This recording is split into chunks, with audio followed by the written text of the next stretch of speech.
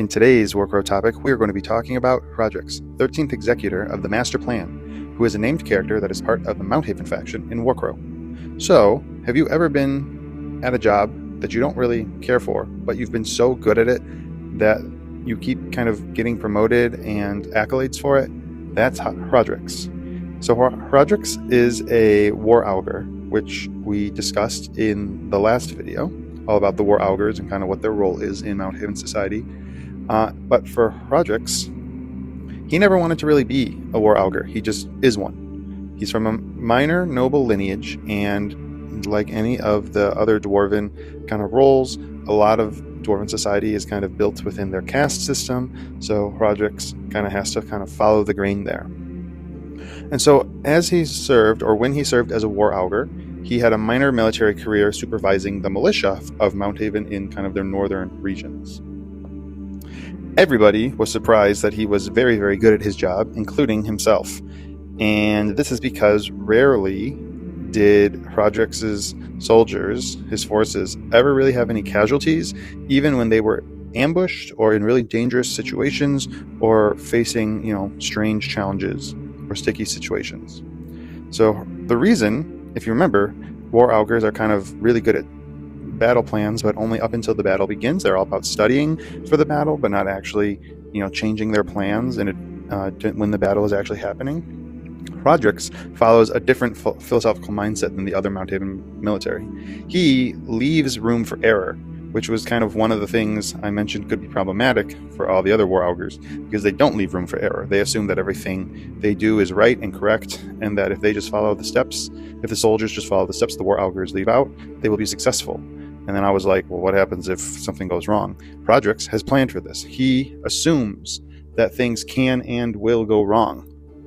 And so this is kind of an unpopular mindset within Mount Haven, and it wasn't liked by his peers and superiors, or a few of his superiors. And so this functionally prevented him from being promoted, to higher ranks, which for him was not bad. He really did prefer, being quote unquote in the trenches with his other comrades, with the dwarves under his command, learning their names, learning all about them, and knowing who they are, which shows that he actually, does care about his different soldiers, even within this kind of caste system that Mount Haven has.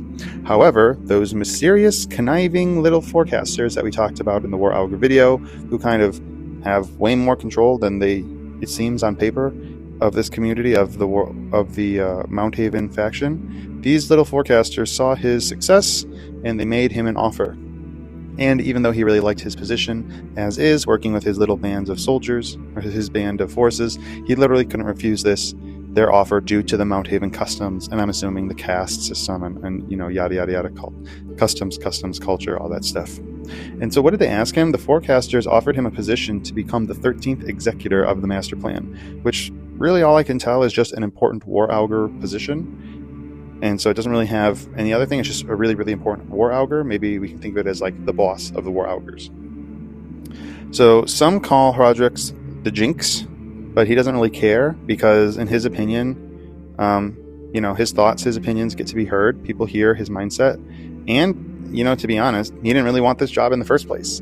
So he's perfectly happy, doing his thing and being successful. And he honestly doesn't really listen to the haters, which is just pretty fun. So why is Hrodreiks kind of a cool, individual? Why is this cool? I think it's kind of comical that he's now kind of like a big boss man. He's somebody who he failed. He didn't, I want to say fail forward, but he just kind of was so successful at a job he didn't really want, that he just keeps getting like accolades for it. And so now he's kind of like one of the more important people when it comes to making big decisions, except for those sneaky forecasters and the sovereign of the Mount Haven in general. And of course, the forecasters are still mysterious. I just like this kind of, what are the forecasters? Who are they? What's their deal? And it also brings up this question I have, which is, what real power does an executor of the master plan really have? They say he's the 13th. So does that mean like there's been 13 or 12, I guess, people before him, dwarves before him? Or is it like a group of 13 of them? And then what exactly are they doing? Right? They're making sure the master plan gets, its will gets rolled out. But the forecasters still seem to be the ones pulling all the strings. So we'll have to see. Maybe Hrodreiks will be kind of key in sussing out and uncovering some of the things the forecasters are up to. If they are up to something, it could just be me being like, that doesn't seem right with the forecasters, when really they could just be generally good dudes. Who knows? But with that, our lore video about Hrodreiks the 13th Executor of the Master Plan comes to an end. Don't forget to follow this channel to get more Warcrow lore, and if you survive the fog, I'll see you in the next video.